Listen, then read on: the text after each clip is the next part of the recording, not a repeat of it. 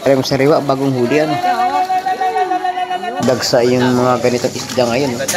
Halakaap. Ayan, maganda yan. Fresh na fresh. Salin. Maganda at quality ang ating pusit ngayon mga kabarutski. Kumikinang sa ganda oh. Ang ating hipong bulik oh. Bagong-bago ang ating laulaw mga kabarutski oh. Daming nasamang alimasag. Hindi na alam ang huli. Alimasag na.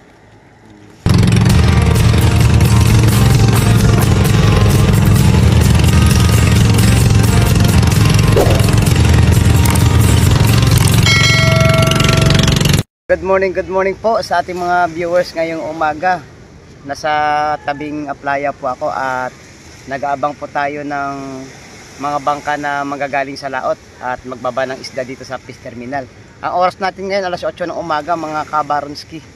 Ayun. Mamaya i-update ko po kayo sa mga presyuhan ng isda at mga isdang dumating ngayong umaga. Shoutout po pala sa ating mga silent viewers, ating mga solid subscribers. Lalong-lalo na po sa ating mga kababayang mga OFW. Ayun, palagi po tayong mag-iingat dyan sa ibang bansa para makapiling pa natin ang ating mga mahal sa buhay dito sa bansang Pilipinas. Ayun. At ngayon po ay kasalukuyang nag-aabang tayo ng mga bangka at mamaya ipapakita natin sa inyo ang mga isdang nahuli nila ngayong umaga.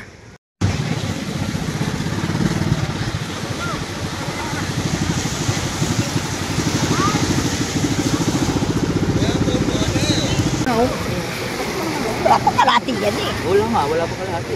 Wala kalahati yan. Wala pa. Tama na to. Tama na. Yung ganyan. Marami sa akin. Gaspang na to. Lahat ng isang ulo. Ito pa. Alam ang huli ng ating ano. Kalain. Ha? Isa tayo. Kabar mo. Dunot mawat. 4 na banyera. At 3 kalahati. Adi ikaw. Yan pa oh. Gulong oh. Sina, pulong na yan. Yung sa iyo, yung marami. Nag-isa kayo. Yan. Yan, tinatawaran. Tawag dito ako. Oh, hindi pa nakarating ng fish terminal yan. Binili na. Dito! Oh, lahatan. Meron pa dun sa bangkay, hindi pa ibinaba. Lahatan. Lahatan oh. Lahatan. Pinakyaw na, papakyawin na itong huli nilang alamang. Ito sa lahatan. Ito sa akin. Ito isa lang sa akin. Ito lahatan oh. Lahatan na tayo. Oh, ito mo sa akin. Yan ang sistema ng bilyan ng isda rito at saka mga alamang. Sa akin. Ito ha. Bibilin sa lahatan. Ito sa akin. Hoy, ano? Ito may inakarga nito eh. Kahit na. Hapon, sabihin ko sa inyo, 1-1 ang biyayo hapon. 1-1 hapon. Hapon 1-1 ang presyo, pero malalaman natin ngayon kung magkano. Ayun na, nagkasundo na, nabili na. 1,100 ang isang banyera. Eh may inakarga nito kasi ito. Ayun, nabili ng ano, natawaran ng 1,000 ang kada banyera. Pwede na.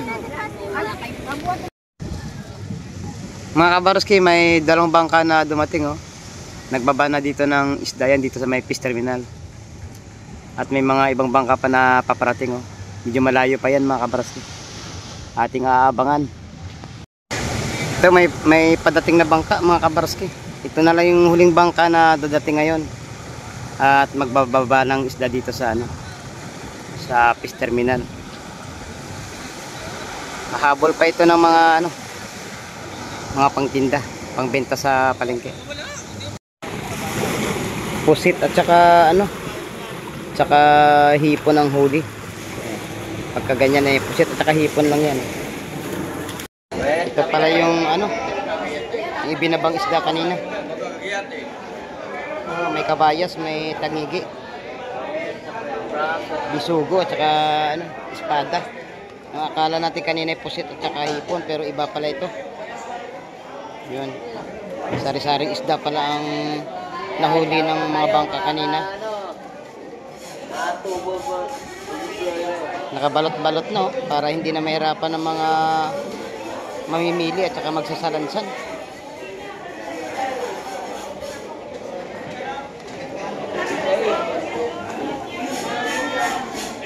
$150 ang kada balot nito mga kabarski.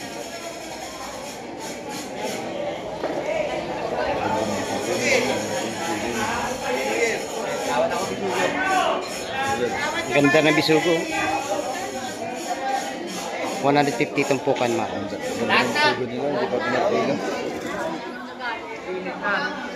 Binili na lahat, pinakyaw na. Wow, ang ganda ng pusit na to.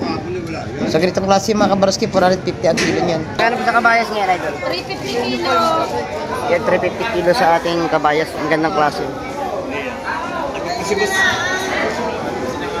At dito mga kabarski, may makikita din kayo mga iba't ibang klase ng isda at 150 lang ang tumpok. Dito sa pusit na ano, maliliit, ang tumpukan niyan ay 100 ang kada tumpok. Pwede na. May makikita kayo dyan na ano, mga kabarski, tumpukan ng alimasag at saka bakoko at saka bisugo.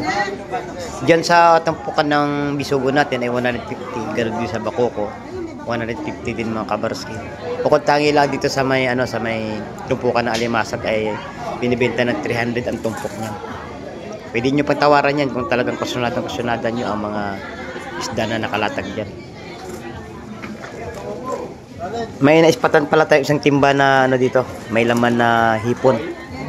Ayan mga kabarski, itaktak na yan para makita ng ating mga buyer dito sa fish terminal. Ayan, napakagandang hipon, no? Ang gaganda ng seafoods natin ngayon mga kabarski. Kung tawagin yan mga kabarski ay hipong bulik. Ayan. Yung medyo mas malaki-laki dyan, tinatawag na hipong sugpo. Yung maliliit-liit naman dyan na kulay orange ay tinatawag naman na hipong swahe. Ito binibenta lang ng ano, 600 ang kada kilo ng ating hipong bulik. Ayun, oh. Kita-kita naman mga kabarski kung gaano kaganda ang ating hipon ngayon at mga seafoods. Yun, oh. Yun, swahe kung tawagin yan, yung binuhos mga kabarski. Quality dito pusit na ito mga kabarski, 550 ang kilo. So, mamula-mula pa yung isa, oh. Yan, ganda rin ng ano ito, bulik. 600 ang kilo nito. Doon sa badang dulo na pusit mga kabarski, 400 ang kilo niyan.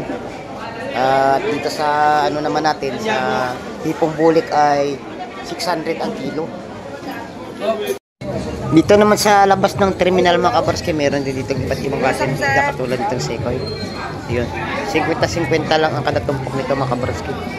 Yan, makikita nyo, 50 lang din ito. Yung mga sekoy na maliliit. Yan, patasan na sa tray na maliliit mga kabarski, 50 lang. Magkano ba lalaw kayo doon? Pasok na pasok na sa budget natin yan kung pang ulam-ulam ng mga kabarski. Yung 50 na lang lahat yung pati itong kalaso na to. Ayun, bagsak presyo na. Dahil mo sa ano, ito mabibili natin ng ano ito, 750 ang isang ano, isang timba ng lawlaw. Pero sa tumpukan mga kabarski, kung makikita niyan, 100 pesos lang. Dito may ano, may tumpukan ng hipong swahe at saka hipong sugpo. 900 sa sugpo natin, sa hipong swahe ay 150 ang tumpok. Maniwala ka sa hindi. Diba, buhay pa nung. Buhay na buhay yan. Hindi ka talo dyan. Masipit ka pa, kaibigan. Mura, 300 sa mura na. 350 sa kabila yan. 3. Ha? 300. Na.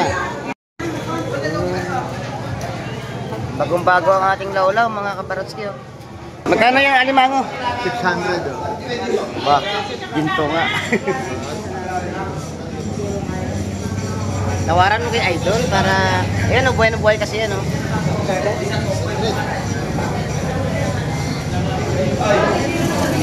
Sanded ang presyuhan mga kabarski. Zombie lang. Mama! Mama! Wala nang tinik na sumbilang, oh, malinis na. Bisogo! Ayun mga kabaroski, hindi pa rin nagbabago ang presyon ng ating bisogo. 320 pa rin ang kilo. Ayun, 250 dito sa Indong, mga kabaroski, oh. Ayun, may naispatan tayong ano dito, hipong sugpo at saka hipong bulik. Ayun, 900 hanggang 1,000 ang presyon nito, mga kabaroski. Bako po, lalaki. Magkano kilo nito, pre?